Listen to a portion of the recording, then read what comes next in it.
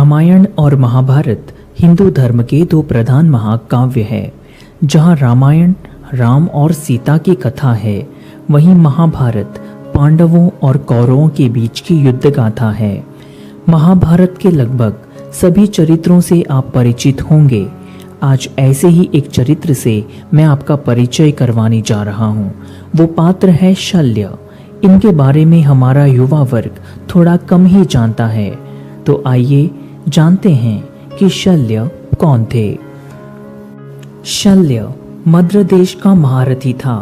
पांडवों ने माद्री के भाई मामा शल्य को महाभारत युद्ध में मदद के लिए आमंत्रित किया था। शल्य अपनी विशाल सेना के साथ पांडवों की ओर जा रहा था। मार्ग में दुर्योधन ने छल पूर्वक उन सब का अतिथि सत्कार कर उन्हें प्रसन्न किया, जिस कारण शल्य ने महाभारत युद्ध में कौरवों की ओर से सक्रिय भाग लिया। कर्ण का सारथी शल्य। कर्ण के सेनापतित्व ग्रहण करने के उपरांत उसकी सलाह से दुर्योधन ने शल्य से कर्ण का सारथी बनने की प्रार्थना की। उसे ये प्रस्ताव अपमानजनक लगा, अतः वो दुर्योधन की सभा से उठकर जाने लगा।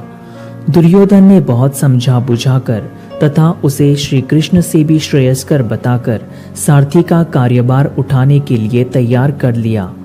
शल्य ने यथावत समाचार पांडवों को दिया तो युधिष्ठिर ने मामा शल्य से कहा, कौरवों की ओर से कर्ण के युद्ध करने पर निश्चय ही आप सारथी होंगे। आप हमारा यही भला कर सकते हैं कि कर्ण का उत्साह भंग करते रहें। शल्य ने ये प्रस्ताव स्वीकार कर लिया।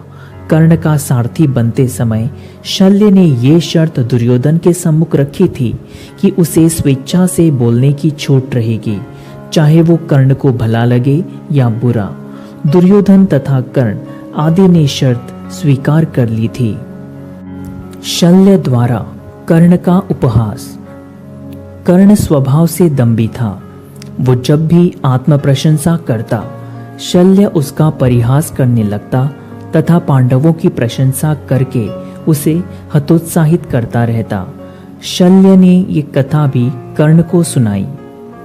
एक बार वैश्य परिवार की जूठन पर पलने वाला एक गर्वीला कौवा राजहंसों को अपने सम्मुख कुछ समझता ही नहीं था। एक बार एक हंस ने उसने उड़ने की होड़ लगाई और बोला कि वो 100 प्रकार से उड़ना जानता है। होड़ में लंबी उड़ान लेते हुए वो थक कर महासागर में गिर गया। राजहंस ने प्राणों की भीख मांगते हुए कौवे को सागर से बाहर निकाल अपनी पीठ पर लाद कर उसके देश तक पहुंचा दिया। शल्य आगे बोला, इसी प्रकार कर्ण तुम भी कौरवों की भीख पर पलकर घमंडी होते जा रहे हो। ये सुनकर कर्ण बहुत रुष्ट हुआ, पर युद्ध पूर्ववत चलता रहा। शल्य की मृत्यु। कर्ण वध के उपरांत कौरवों ने अश्वत्थामा के कहने से शल्य को सेनापति बनाया। श्री कृष्ण ने युधिष्ठिर को शल्य वध के लिए उत्साहित करते हुए कहा कि इस समय ये बात भूल जानी चाहिए कि वो पांडवों का मामा है। कौरवों ने परस्पर विचार कर ये नियम बनाया कि कोई भी एक योद्धा अकेला पांडवों से युद्ध नहीं करेगा। शल्य का प्रत्येक पांडव से युद्ध हुआ। कभी वो पराजित हुआ, कभी पांडवगण। अंत में युधिष्ठिर ने उस पर शक्ति से प्रहार किया। उसके वधोपरांत उसका भाई, जो कि शल्य के समान ही तेजस्वी था, युधिष्ठिर से युद्ध करने आया और उन्हीं के हाथों मारा गया।